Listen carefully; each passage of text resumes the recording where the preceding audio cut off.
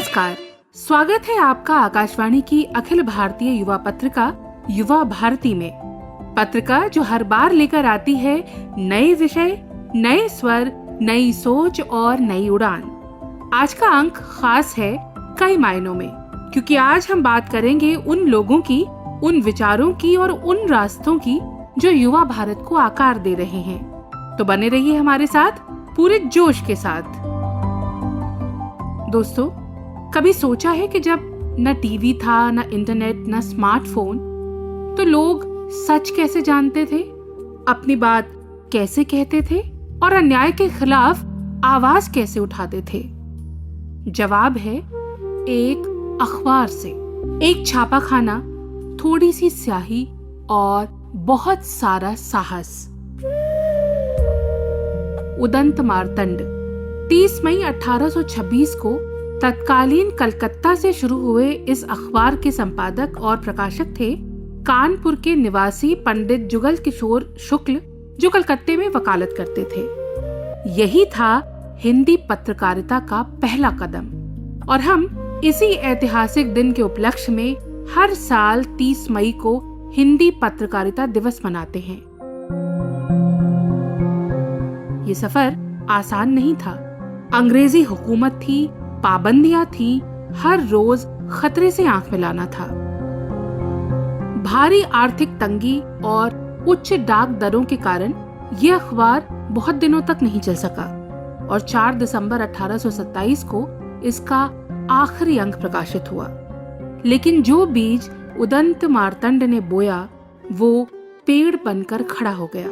हिंदी पत्रकारिता को जैसे एक नई भाषा मिलती गई, एक नई धार मिलती गई, और आजादी के बाद हिंदी पत्रकारिता और पकी और फैली। और फिर आया डिजिटल युग, जहां हर हाथ में स्क्रीन है और हर इंसान एक संभावित पत्रकार है। लेकिन आज सवाल ये है कि जब पत्रकारिता डिजिटल हो रही है, जब खबर रील बन रही है, तो इन 200 सालों की विरासत को आखिर आगे कौन ले जाएगा? युवा पत्रकार कैसे दें इस समय के सवालों का जवाब? इसी विषय पर आज हमारा संपादकीय लिखा है और स्वर दिया है वरिष्ठ पत्रकार और लेखक हरेंद्र प्रताप सिंह ने। शीर्षक है समय के प्रश्न और युवा पत्रकारिता के उत्तर। तो सुनिए और सोचिए।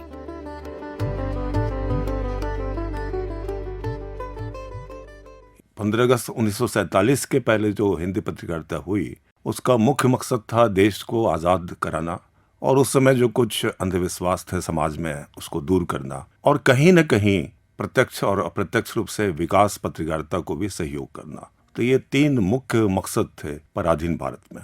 और जब देश आज़ाद हुआ तो जाहिर है कि एक नई शुरुआत थी, लोकतंत्र नया नया स्थापित हुआ, फिर हमारा संविधान सामने आया। तो हिंदी पत्रकारिता ने और भाषाई पत्रकारिता ने मुख्य रूप से देश के विकास में बहुत बड़ा योगदान दिया। और मैं खास करके हिंदी पत्रकारिता में आज़ाद भारत में रेडियो का, आकाशवाणी का योगदान बहुत ज़्यादा मानता हूँ, क्योंकि खासकर जो हरित क्रांति हुई, श्वेत क्रांति हुई, उसमें आकाशवाणी की बहुत बड़ी भूमिका रही। भारत की जो आज़ादी है उसमें पत्रकारिता का और पत्रकारों का तो बहुत बड़ा योगदान रहा ही, लेकिन उसमें भी विशेषकर जो युवा पत्रकार थे उनका बहुत बड़ा योगदान रहा। बल्कि आप शुरू से ही देखें, उदंत मार्तंड हो या फिर दैनिक समाचार सुधा वर्षन, या फिर बाद में एक उर्दू का अखबार आया आपको पैगाम आज़ादी, और कई भाषाई अखबार जैसे मराठी में बाल गंगाधर तिलक ने केसरी और मराठा शुरू किया, फिर बाद में महात्मा गांधी ने खुद अंग्रेजी में और गुजराती में, फिर बाद में हिंदी में पत्रकारिता की। तो उस पूरे दौर को यदि आप देखिए, यहाँ तक कि भगत सिंह तक ने भी जो है वो पत्रकारिता की, यशपाल ने पत्रकारिता की। पूरी आज़ादी की यदि यात्रा आप देखिए पत्रकारों की, तो उसमें युवाओं का बहुत बड़ा योगदान है। बाल गंगाधर तिलक खुद 25-26 साल के थे जब उन्होंने अपना अखबार निकाला। गणेश शंकर विद्यार्थी का जो प्रताप निकला, तो उस समय वो मात्र 24 साल के थे। और भगत सिंह 23 साल की उम्र में 2-3 अखबारों के लिए लिखते थे, और प्रताप के लिए तो वो नाम बदल के लिखते थे। तो इस तरह से जितने भी पत्रकार थे उसमें ज्यादातर यंग लोग ही रहे। और महात्मा गांधी जब दक्षिण अफ्रीका से लौटे और उन्होंने यंग इंडिया की शुरुआत की, नवजीवन की शुरुआत की, तो उन्होंने 30 से 35 साल के युवाओं को ही अपनी संपादकीय टीम में रखा। मेरा ये मानना है कि समय चाहे जैसे भी बदला हो और आगे भी बदलता रहेगा, पत्रकारिता के जो मूल्य हैं वो वही रहते हैं। मूल्य है सत्य को सामने लाना, अन्याय के खिलाफ आवाज उठाना, चाहे आप कलम से लिखिए, मोबाइल से लिखिए। और मैं आपको याद दिलाना चाहूंगा कि बीच में स्वतंत्र भारत में एक आंदोलन भी हुआ, वो कहलाता है छात्र आंदोलन, जिसको हम लोग जेपी मूवमेंट भी करते हैं। 1974-75 का जो आंदोलन है, तो आप यदि देखिएगा तो उसमें भी युवा पत्रकारों की भी बहुत बड़ी भूमिका रही। और स्वाधीन भारत में दो और खास किस्म की पत्रकारिता शुरू हुई।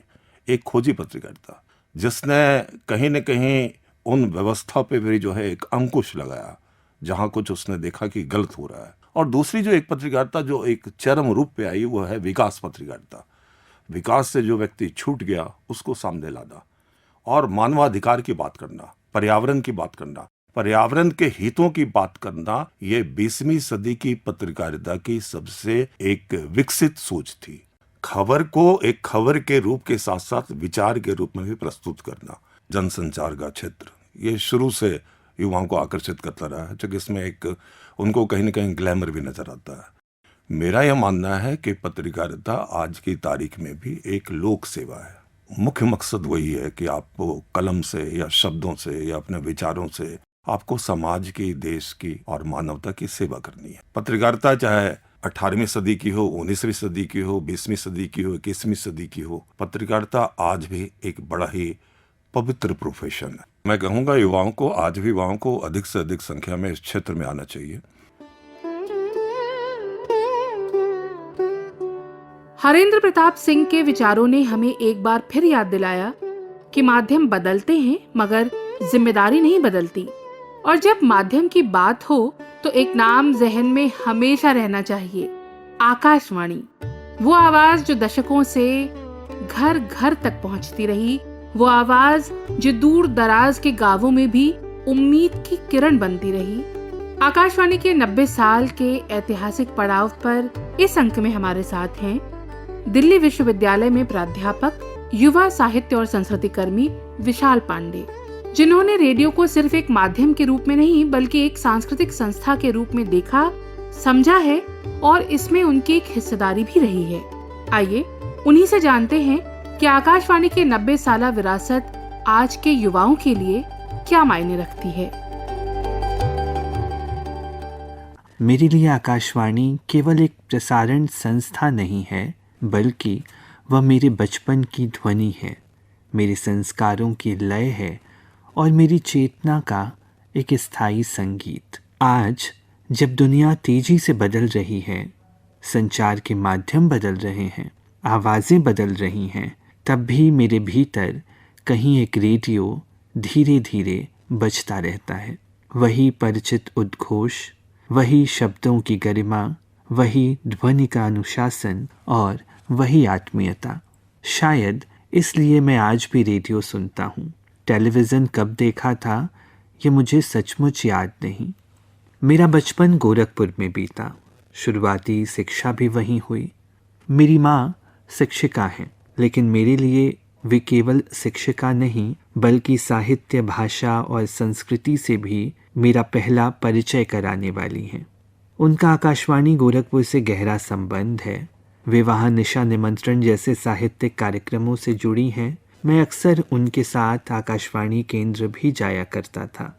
आज भी मुझे वह परिसर याद है, वहाँ का शांत वातावरण, स्टूडियो के बाहर लगी हुई लाल बत्ती, धीमी आवाज़ में होती बातचीत, स्क्रिप्ट के पन्नों की सरसराहट और प्रसारण शुरू होने से पहले का वह अद्भुत मौन। एक छोटे बच्चे के लिए वह संसार किसी जादुई लोक से कम नहीं था। आकाशवाणी गोरखपुर एक प्रतिष्ठित केंद्र रहा है। वहाँ अनेक बड़े साहित्यकारों, कलाकारों और संगीतज्ञों का आना जाना था। मुझे याद है जब कोई वरिष्ठ कवि या कलाकार स्टूडियो में आते तो वहाँ का वातावरण एकदम बदल जाता। शब्दों के प्रति आदर और कला के प्रति समर्पण मैंने वहीं देखा। शायद वही संस्कार बाद में मेरे व्यक्तित्व का हिस्सा बन गए। बाल सभा के कई कार्यक्रमों में मुझे अवसर भी मिला। रेडियो पर अपनी आवाज़ सुनना उस समय बहुत रोमांचक था। रिकॉर्डिंग के दौरान माइक के सामने बैठना, सही उच्चारण का ध्यान रखना, शब्दों को स्पष्ट बोलना, ये सब मेरे लिए गतिविधियां ही नहीं थीं, बल्कि भाषा के प्रति एक अनुशासन का प्रशिक्षण भी था। आज जब पीछे मुड़कर देखता हूँ तो लगता है कि आकाशवाणी ने मुझे बोलना ही नहीं सिखाया, बल्कि सुनना भी सिखाया। और सुनना वास्तव में सबसे बड़ी कला है। रेडियो की सबसे बड़ी विशेषता यह है कि वह श्रोता की कल्पना को जीवित रखता है, आपको अपने भीतर दृश्य रचने की स्वतंत्रता देता है। रेडियो सुनते हुए हम केवल श्रोता नहीं रहते, हम सह रचनाकार बन जाते हैं। धीरे धीरे समय बदला। मैं उच्च शिक्षा के लिए दिल्ली विश्वविद्यालय आया। एक नया शहर, नया वातावरण, नए संघर्ष। लेकिन इस परिवर्तन के बीच भी एक चीज स्थिर रही, आकाशवाणी से मेरा संबंध। दिल्ली आने के बाद मुझे युववाणी का हिस्सा बनने का अवसर मिला। ये मेरे जीवन का अत्यंत महत्वपूर्ण अनुभव था। युववाणी केवल कार्यक्रम नहीं, बल्कि युवाओं की अभिव्यक्ति का मंच था। वहाँ विचार थे, ऊर्जा थी, भाषा का उत्साह था और समाज को देखने की एक नई दृष्टि। बाद में मुझे हिंदी वार्ता और संस्कृत वार्ता से भी जुड़ने का अवसर मिला।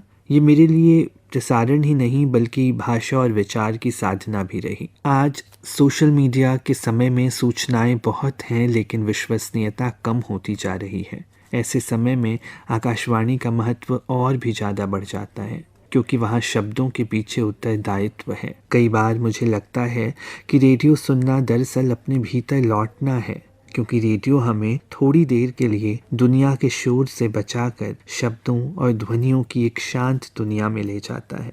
और शायद यही कारण है कि आकाशवाणी 90 वर्षों बाद भी उतनी ही प्रासंगिक है। मैं स्वयं को सौभाग्यशाली मानता हूँ कि मुझे इस परंपरा से जुड़ने का अवसर मिला।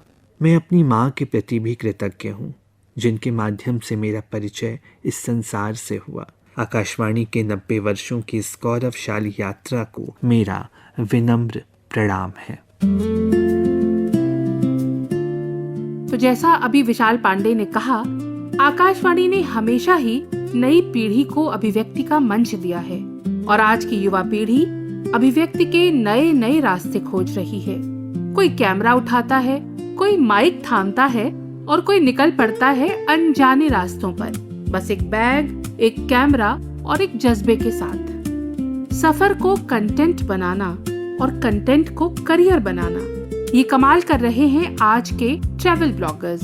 जब घर की चार दीवारी को छोड़कर पहाड़, समंदर और अनजान शहर ही दफ्तर बन जाएं, तो जिंदगी कुछ और ही रंग ले लेती है। आज हम मिलने वाले हैं दो ऐसे ही युवाओं से, श्वेता राठौर और सौरभ परमार, जो डिजिटल कंटेंट क्रिएटर्स और ट्रैवल ब्लॉगर्स हैं। इनके लिए रास्ता ही मंजिल है और हर मोड़ पर एक नई कहानी है। आइए सुनते हैं उनसे उनके रिस्क, उनकी रील्स और उनके रास्तों की बात, जो इन्होंने खुद चुने हैं। रास्ते, रिस्क और रील्स। श्वेता राठौर और सौरभ परमार से बातचीत की मैंने, यानी नवोदिता और प्रांजल ने।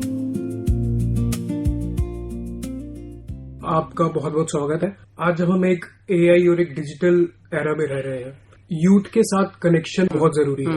आपका जो एक ऑनलाइन प्रेजेंस है वो बहुत क्वर्की, स्पॉन्टेनियस कंटेंट से भरा हुआ है। आपके सोलो ट्रैवलिंग जर्नी में प्लानिंग से लेके उसका एग्जीक्यूशन कितना इंपॉर्टेंट है और आपका उसमें क्या प्रोसेस है?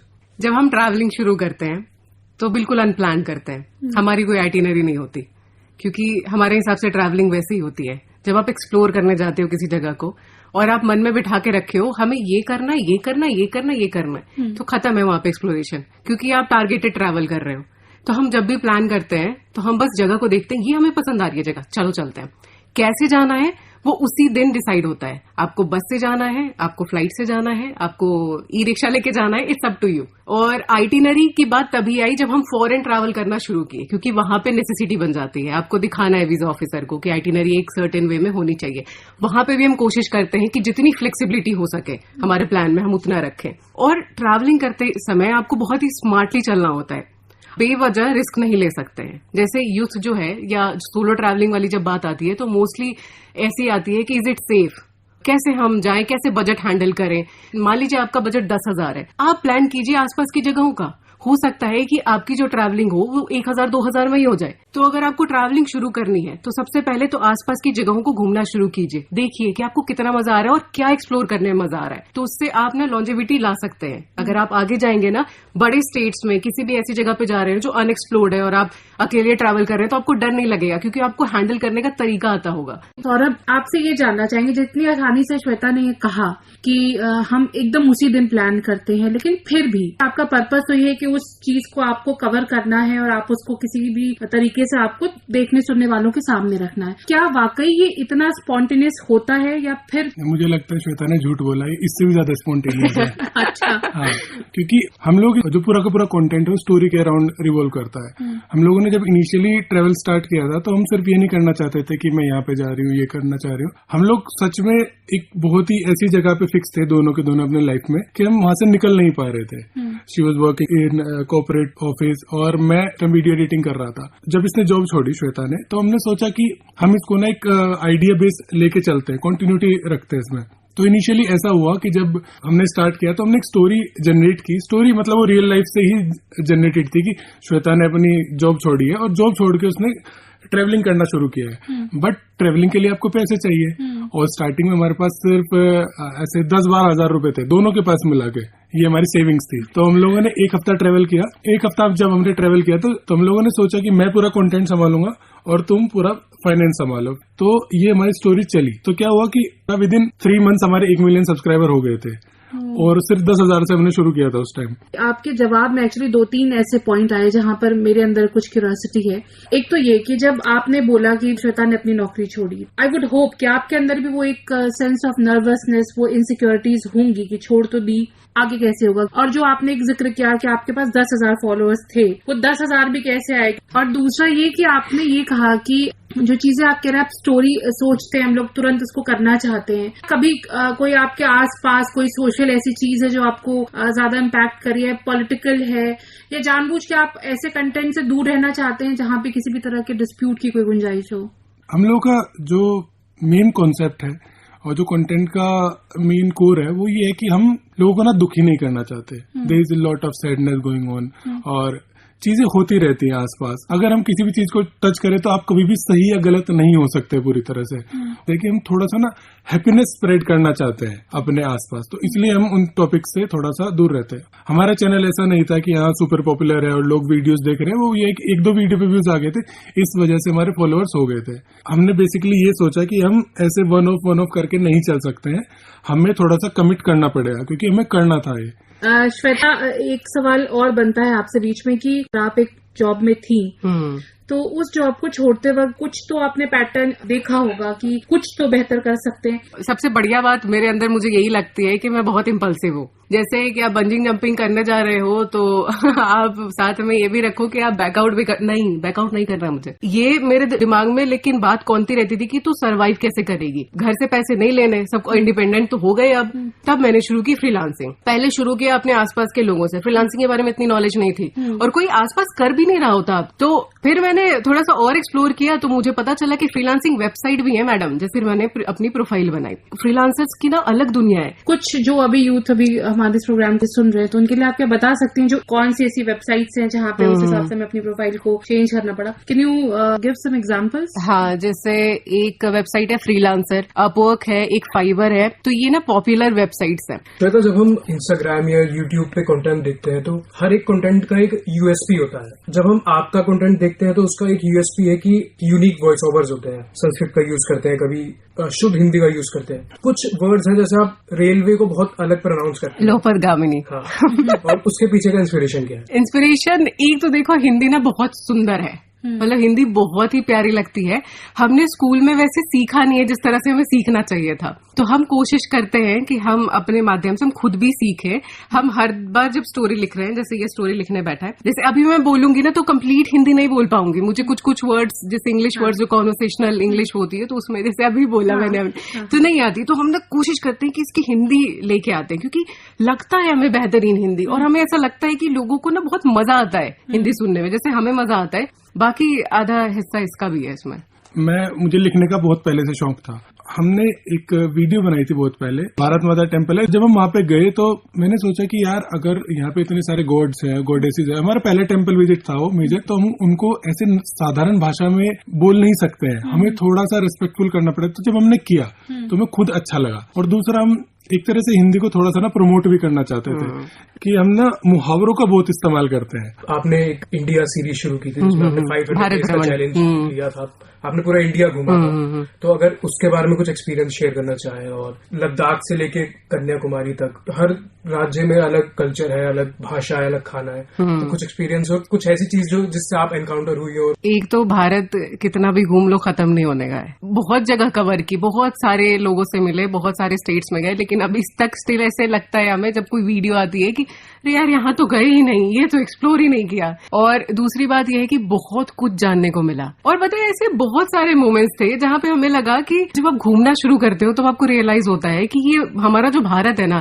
सही में बहुत डाइवर्स है। मतलब जो डाइवर्सिटी हम किताबों में पढ़ते हैं उसका जब वास्तविक रूप हमें देखने को मिलता है तो फिर वो डेफिनेटली वो हमें enrich बहुत ही करता मजेदार होता है। हाँ, से एक क्रिएटर के तौर पर जो छोटी मोटी टेक्निकलिटीज होती हैं, लाइक ट्राइपॉड है या छोटे मोटे और जो आप इंस्ट्रूमेंट्स यूज करते हैं, तो अगर डिफिकल्ट टेरेन में गए मान लीजिए आप, तो वो हैंडल करना कितना मुश्किल है, चैलेंजिंग होता है आपके लिए या इजी है? इसमें जो टेक्निकल आप एस्पेक्ट की बात कर रहे हैं, उसमें सबसे बड़ी प्रॉब्लम जो नए क्रिएटर्स के साथ आती है वो ना ओवर थिंक करते हैं चीजों को। हमने जब ये चैनल स्टार्ट किया था, हमारे पास एक फोन था, उसमें 4K वीडियो भी रिकॉर्ड नहीं होती थी, और हमारे चैनल 3 महीने में जो हमारा 1 मिलियन हुआ वो सिर्फ उस फोन से हुआ। उसके आप वीडियो क्वालिटी देख लीजिए, एकदम बेकार वीडियो क्वालिटी। मेन मकसद ये होता है कि जो स्टोरी है ना, एक पूरा पैकेज आप कैसा दे रहे हैं, अब जो बताना चाह रहे हो पहुंच पा रहा है लोगों तक।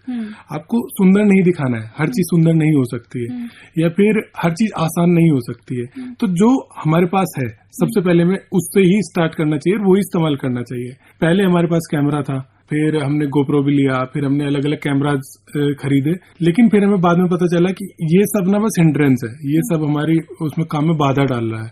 अगर मान लीजिए हम ट्रैक कर रहे हैं और कोई 5 घंटे का ट्रैक है और मैं बैग पैक करके बैग में सामान लेके चल रहा हूँ, तो मेरे लिए आसान नहीं है। तो हमने ये रियलाइज किया कि एक अच्छा फोन लीजिए आप, और उसी फोन से आप जितना हो सके उतना कीजिए। और छोटे मोटे जो आपको उसकी एक्सेसरीज, मतलब जैसे ट्राइपॉड या उस तरह की चीजें, यस, जितना छोटा हो सके, मतलब कॉम्पैक्ट रखो। जो गोल है, गोल ये नहीं है कि दूसरों के लिए आसान बनाना है, गोल ये है कि मुझे अपने लिए काम आसान बनाना है। लास्ट सवाल एक्चुअली मेरा आपसे यही होने वाला था कि क्या लगता है, फॉलोअर्स और सक्सेस मेरे दिमाग में ये रहता है कि क्या मैं जो बना रही हूँ उससे मैं खुश हूँ, इररेस्पेक्टिव ऑफ फॉलोअर्स।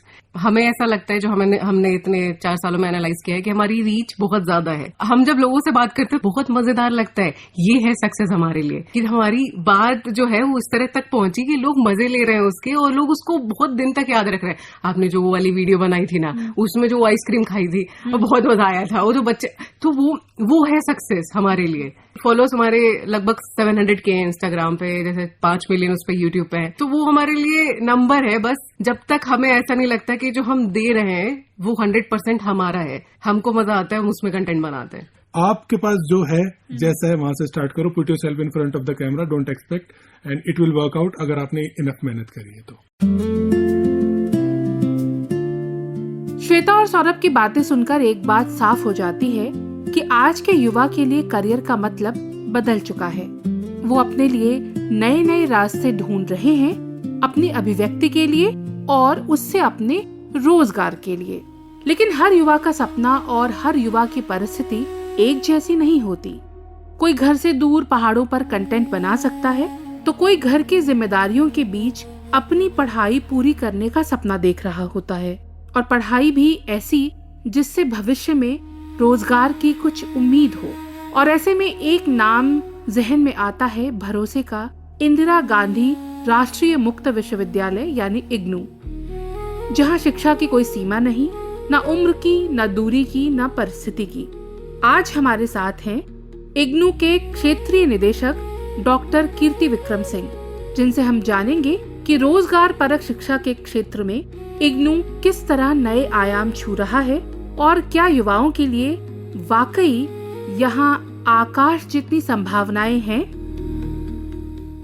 स्वागत है आपका हमारे स्टूडियो में। जी धन्यवाद। सबसे पहला सवाल तो यही है कि जो हमारी नई शिक्षा नीति, हालांकि अब उस नीति को आए हुए भी समय हो गया है, और जो ओपन लर्निंग या दूरस्थ शिक्षा है, वर्तमान से इसके भविष्य की संभावनाओं को आप कैसे देखते हैं? देखिए, अगर हम बात करें दूरस्थ शिक्षा की तो इसका फ्यूचर बहुत ब्राइट है।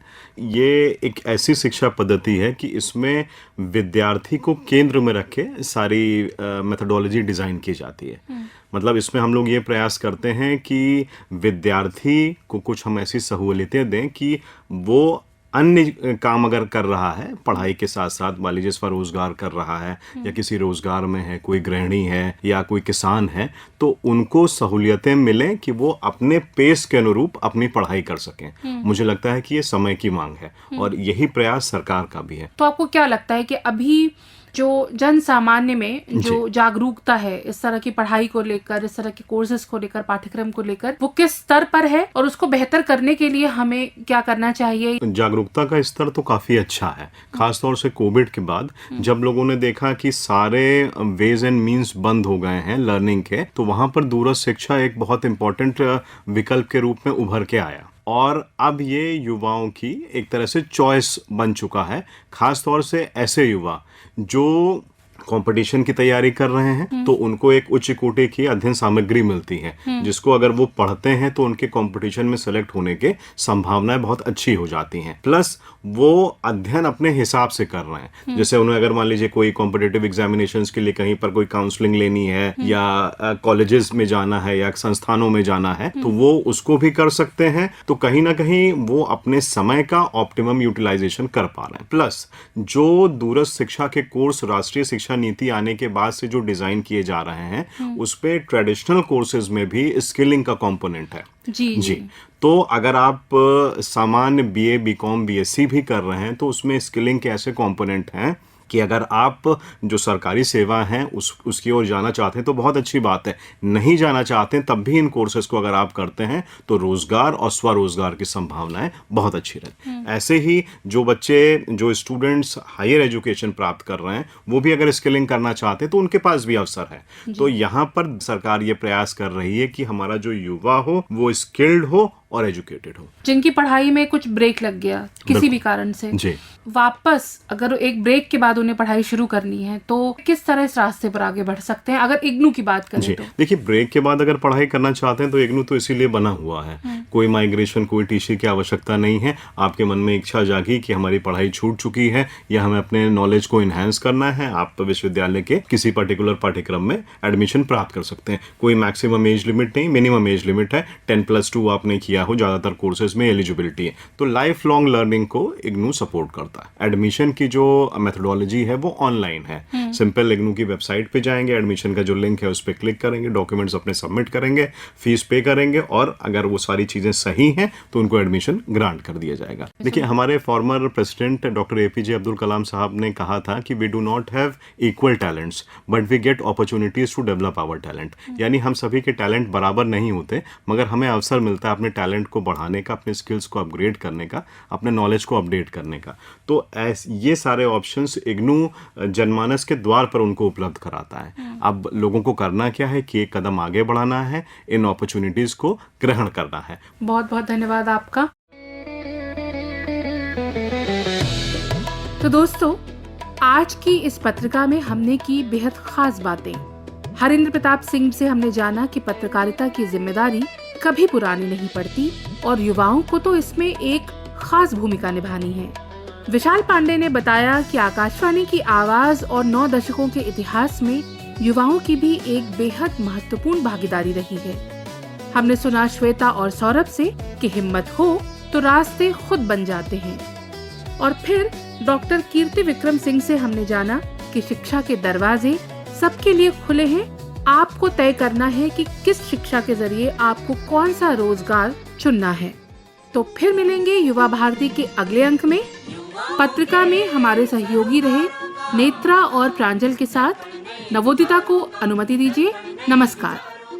ये है युवा भारती।